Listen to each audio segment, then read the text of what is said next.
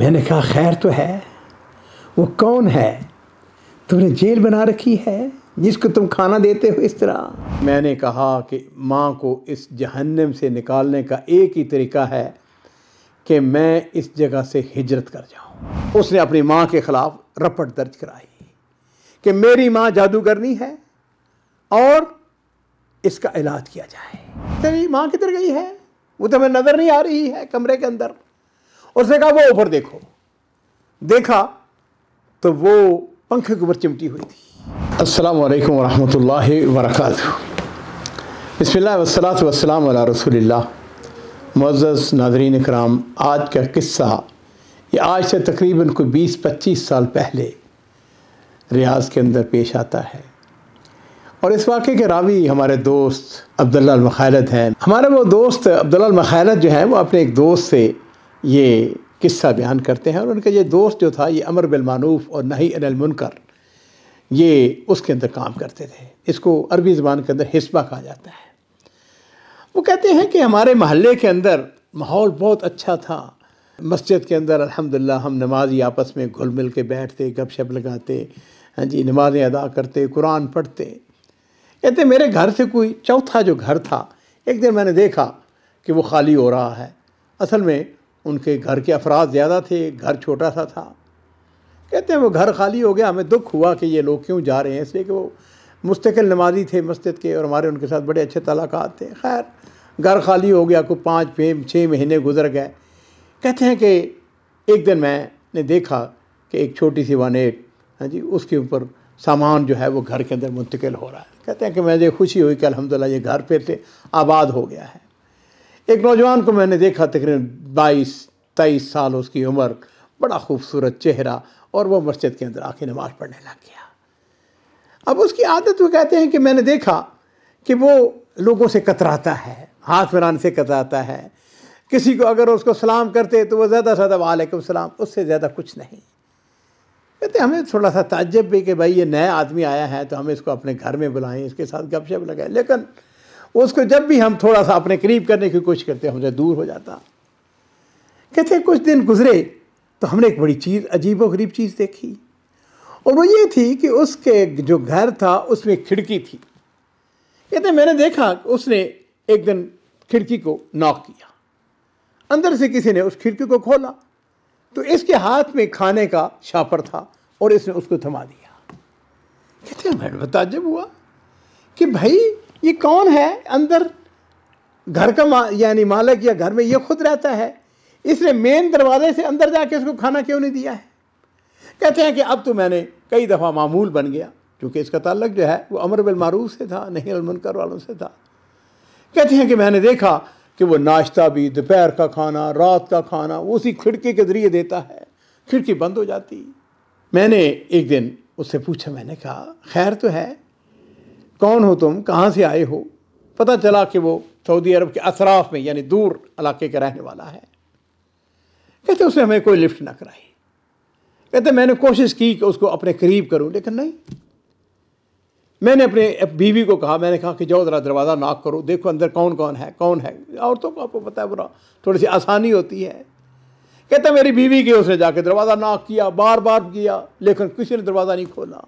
लो जी, वक्त गुजरता चला गया। मैंने एक दिन उसको पकड़ा। उसने कहा भाई तुम्हारा मेरे साथ क्या ताल्लुक है, तुम कौन, यानी क्या चाहते हो मुझसे? मैंने उसे कहा कि देखो बात सुनो, मैं तुम्हारे बाप की तरह हूँ, हम एक महल्ले के अंदर रहते हैं, हमारी खुशियाँ, हमारे गम, ये मैं जो तुम्हें देखता हूँ, ये खाना जो दिन देते हो तुम किसी को, दरवाज़ा वो खिड़की को तुम नॉक करते हो, अंदर से खिड़की खोलता है कोई और फिर उसको ये खाना तुम देते हो, ये कौन है?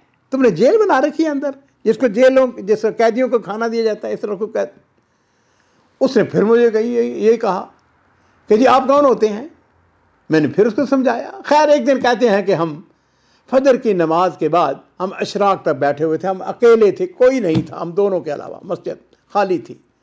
कहते हमने अशराक के 2 रकअतें पढ़ी, फिर मैंने उसको बुला लिया। मैंने कहा बेटे क्या मसला है, मैं तुम्हारे बाप की जगह हूँ, हो सकता है कि मैं तुम्हें को हल पेश करूँ। वो कौन है जिसको तुम ये खाना देते हो? नाज़रीन इकराम, जब मैंने उसको बार बार असरार किया तो मैंने देखा उसकी आंखों से आंसू बह निकले। ज़ारो क़तार रोने लग गया।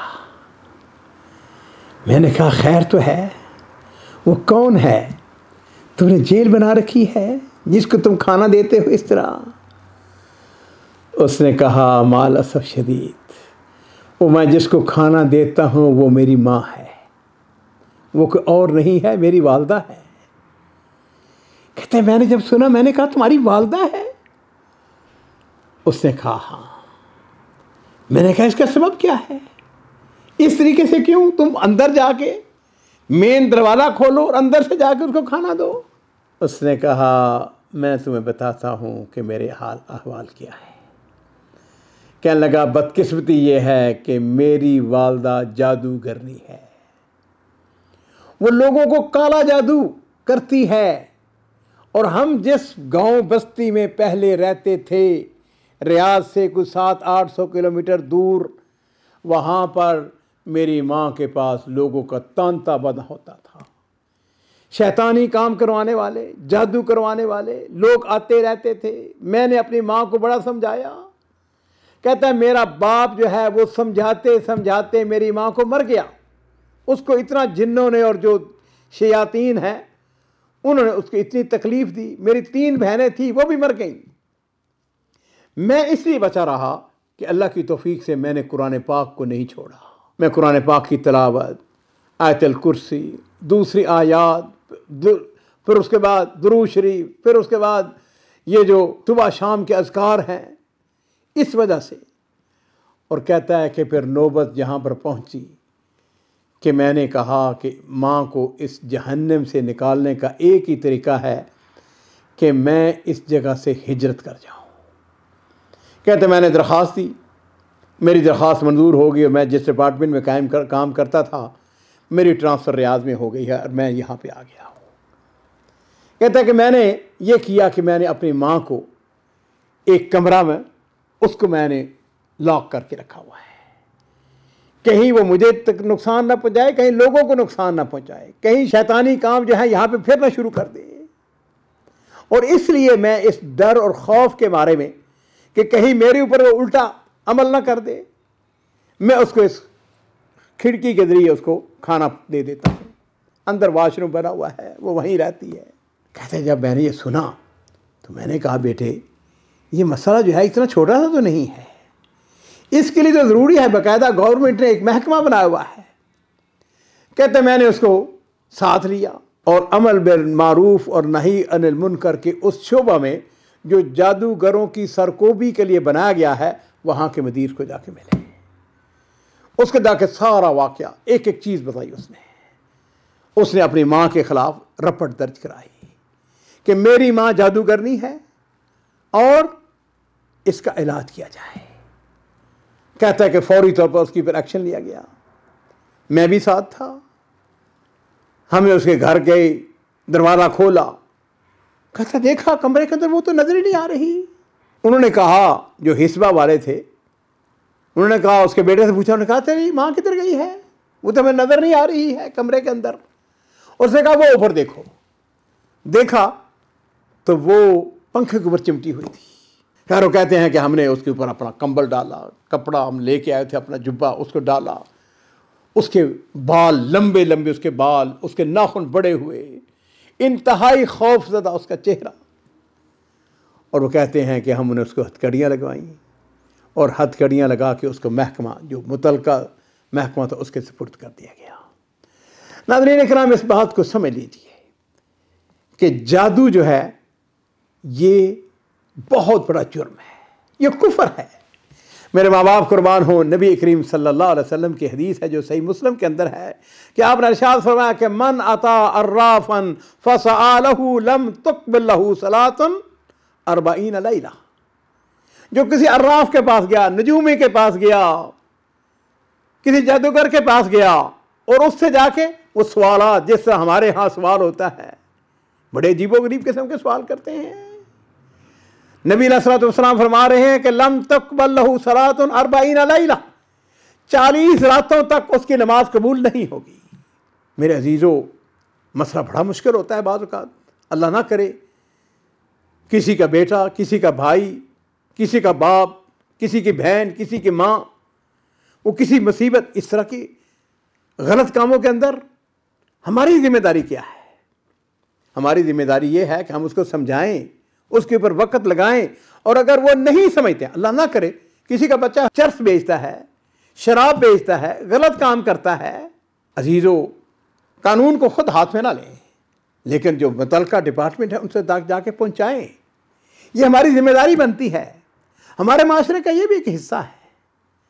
लेकिन याद रखिए, इस बात को जान लें, समझ लें, वल्लाहि ये जो जादूगर हैं, ये नफ़ी और नुकसान के मालिक नहीं हैं, कुछ नहीं है, लेकिन इसका एक ही इलाज है। हमें इसको, ये मैं नफ़ी नहीं कर रहा हूं कि ये कुछ नहीं कर सकते।